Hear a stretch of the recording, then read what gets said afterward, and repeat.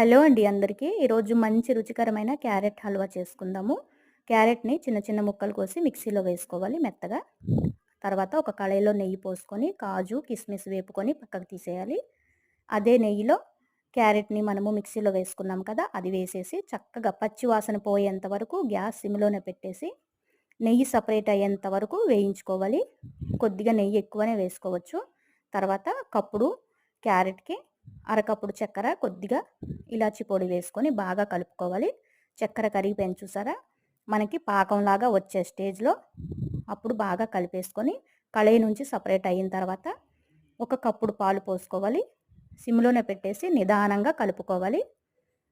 మనకి పాలంతా ఇంకిపోయేంత వరకు చూసారా? చక్కెర పాకం అనేది పైకి కనిపించాలి మనకి చిన్న చిన్న బుడగల్లాగా.